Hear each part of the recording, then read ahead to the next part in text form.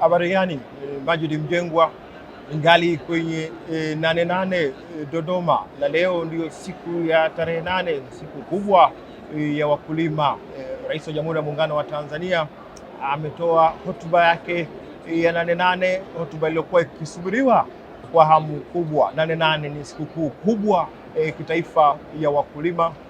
Kulia kwangu hapa ninaye Bwana Lameck Burega, yeye ni mtendaji mkuu wa mkurugenzi wa TFC, Tanzania Fertilizers Company, ndio kampuni ya mbolea, uzalishaji wa mbolea Tanzania. Sasa nianze moja kwa moja kwenye ufafanuzi yakinifu. Kuna mengi ambayo mengine yameongezeka kutokana na hotuba ya rais, lakini yanayotaka majibu kutoka kwa walio wengi wa Tanzania, maana kilimo kinaajiri karibu zaidi ya 60% ya Watanzania. Mbolea ndio shughuli yako yote, core business yako wewe ni mbolea. Rais wa Jamhuri ya Muungano kwenye hotuba yake kuna maelekezo ameyatoa yenye kuhusiana na kanda, ushirikiano. Tukianza na hilo tu kwanza, lina kitu gani ambacho unaona wewe moja kwa moja linakugusa kwenye kazi yako? Asante sana ndugu Majid. Kwanza mimi kama walivyosema, naitwa Lameck Burega, ni mkurugenzi wa uendeshaji biashara wa kampuni ya mbolea Tanzania. Katika maonyesho hasa katika kilele hiki cha leo, ambako kama umesikiliza hotuba ya Mheshimiwa Rais iliyokuwa imesheheni mambo mazuri kabisa kuhusu kilimo na mifugo na uvuvi, lakini hususani mwishoni katika kuhitimisha ametoa maelekezo ambayo kwetu tunayachukua kama ni maelekezo muhimu sana katika ushirikiano. Ametoa maelekezo kwamba wizara hizi, wizara ya kilimo, wizara ya mifugo na uvuvi pamoja na TAMISEMI, hizi zishirikiane sana katika kutekeleza majukumu ya msingi katika kuwafikishia huduma wananchi. Nikumbuke kwamba wizara wadau wengi wa wizarani wako kule chini, ambako ni kwenye local government, kwenye serikali za mitaa. Kwa hiyo lazima kuwa kuna ile ushirikiano, mahusiano, ili kufanya ule muunganiko wa utekelezaji wa majukumu ya kila siku katika wizara, local government na kuhudumia wananchi ambao wengi ni wakulima. Sasa katika hilo tukiweka nukta hapo, bajeti ya serikali 25, 26, 27 kwenye sekta ya kilimo imeongezeka katika miaka hii minne, tunazungumzia trilioni 1 na zaidi. Ni kwa namna gani ongezeko la budget kwenye kilimo linagusa moja kwa moja eneo lako la mbolea, kwa maana hiyo unafuu kwa mkulima? Ni kwa namna gani? Ni kweli kabisa, na niseme tu kwamba miongoni mwa maeneo ambayo yamepewa upendeleo mkubwa ni eneo hili la mbolea. Nikumbuka kwamba kilimo bila mbolea ni kilimo ambacho hakina tija. Kwa kuliona hilo kwenye bajeti ambayo imetolewa, ukiangalia mathalani kampuni ya mbolea Tanzania ambayo ni kampuni ya serikali kwa 100%, tayari katika ongezeko la bajeti hilo ilishapewa mtaji mkubwa zaidi ya shilingi bilioni 116. Ukizungumzia hiyo ni mtaji ambao hata benki zingine hazina. Kwa hiyo ni mtaji mkubwa sana katika kufanikisha azma ya Mheshimiwa Rais ya kuilisha Tanzania. Unailishaje? Ni lazima uwe na pembejeo, uwe na mbolea bora, uwe na mbegu bora. Ukiwa na mbegu bora bila mbolea bora hakuna kitu.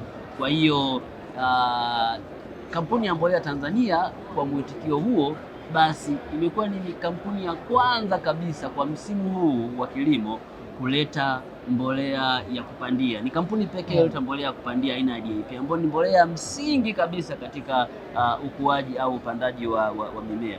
Imeleta tani takriban 33,000 inayokaribia thamani ya bilioni almost 77. Ni fedha nyingi hizo.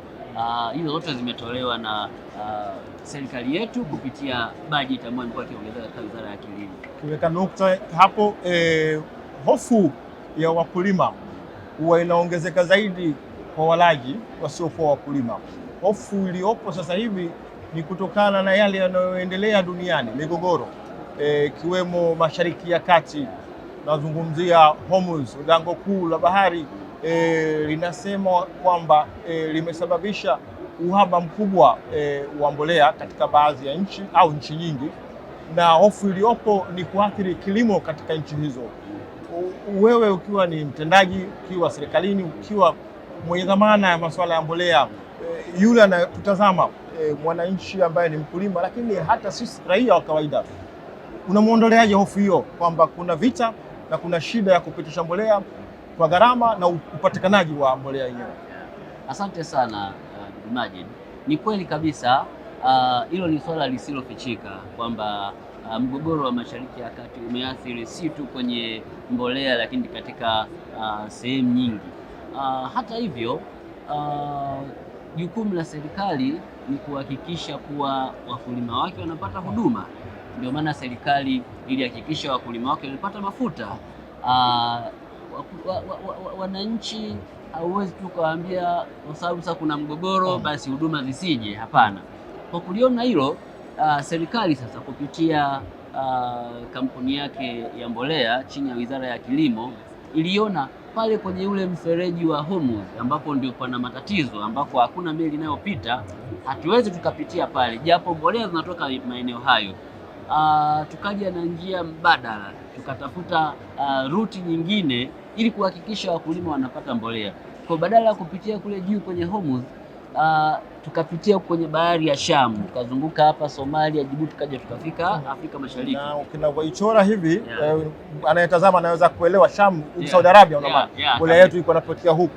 Sasa unakwenda unapita huku chini huko, ambako kwanza huko sisi ni ruti ya karibu.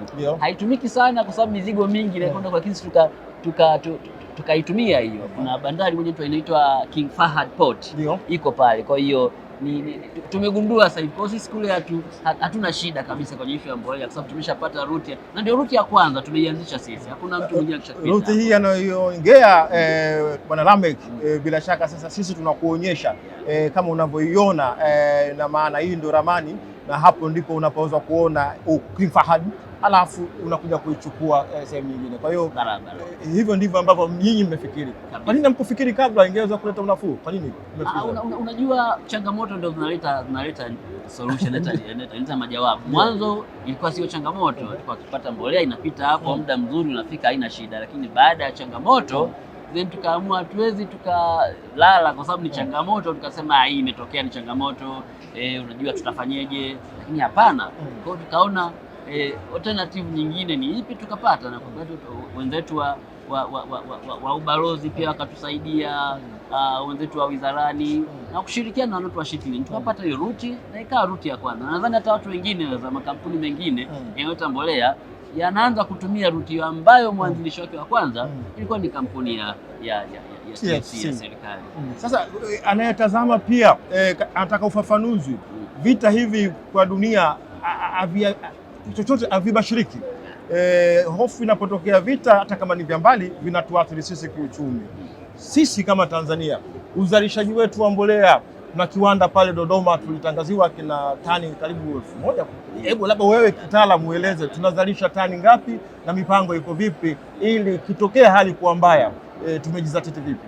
Ni kweli kabisa, ili tuwe salama kabisa ni lazima tuwe na viwanda vya ndani vinavyozalisha mbolea. Na kwa Tanzania tuna viwanda, tuna kiwanda cha Itracom ambacho kinazalisha mbolea za organic fertilizer pamoja na hizi mbolea za mchanganyiko za NPK, kiko pale na wanazalisha. Capacity yao ni kubwa, wanaweza kaa hawajaifikia, lakini capacity ya uwezo wa kiwanda ni kubwa, wanaweza kuzalisha takriban tani milioni 1 kwa mwaka, na sisi matumizi ya mbolea kwa nchi nzima ni takriban tani milioni 1.5 kwa mwaka. Kwa hiyo kiwanda kinaweza kikafanya kazi, lakini pia tuna kiwanda kingine kipo kinaitwa Minjingu Mines, kinatengeneza mbolea pia. Kwa hiyo nchi inajizatiti, lakini hata kiwanda cha serikali, kampuni ya serikali TFC pia sasa hivi inajenga kiwanda cha kutengeneza mbolea, kublend mbolea, na inakijenga pale eneo la bandarini Kurasini, ambapo ni karibu tunapata malighafi, tunatengeneza mbolea vizuri. Kwa hiyo itatufanya sasa tuwe na ule uhimilivu ikitokea hii misukosuko, bado tutaendelea kuagiza vichache kama malighafi kidogo, lakini 80% au 90% tutakuwa tunatumia malighafi za ndani. Hakikishia Watanzania hawatakufa njaa. Hawezi kufa njaa. Sasa kuna kundi kubwa la vijana ambao 70% ya Watanzania. Kundi hilo wanasema shying away from agriculture, hawako sana kwenye kilimo. Wewe ukiwa kijana pia unawaambia nini kwamba ni fursa kwenye kilimo, na hilo la mbolea wasio na wasiwasi nalo, inahusu ruzuku, inahusu mikakati ya serikali ili kijana avutike kwenye kilimo? Kwanza wanapaswa wajue kwamba sasa hivi kilimo ni biashara. Kuna biashara kubwa sana sasa hivi kama kilimo.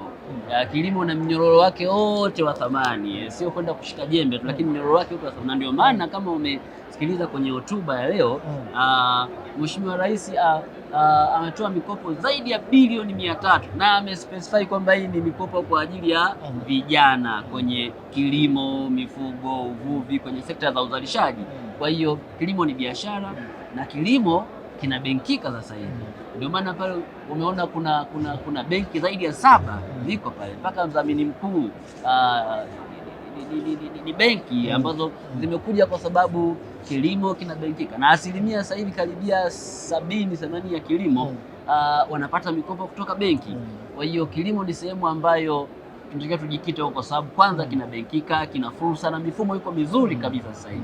Sasa wakati tunatua kwenye safari yetu ya mazungumzo ya ufafanuzi, yule aliyekuwa nyumbani kijana na bustani yake anataka kulima kidogo, sisi tuliokuwa wakati huo tulikuwa tukilima bustani, mbolea ya mboji anatengeneza nyumbani. Mboji ni nini? Mbolea nyepesi tu ya nyumbani. Ni kweli kabisa, ni kweli. Mbolea ya mboji ni mbolea inayotokana na masalia na mabaki weza ya mazao, mimea, lakini pia hata mbolea ya samadi ikishavundikwa ikakamla inakuwa ni mbolea ya mboji. Kile inatengeneza udongo uwe mzuri, udongo uwe na chembe nzuri, lakini pia usisahau kutumia mbolea za kiwandani, kwa sababu mchanganyiko wa mbolea za kiwandani na hizo mbolea za mboji ndio inayotoa matokeo makubwa zaidi. Na wala si mshindani wako. Na wala si mshindani. Shukrani sana. Asante sana bwana Maji. Asante sana.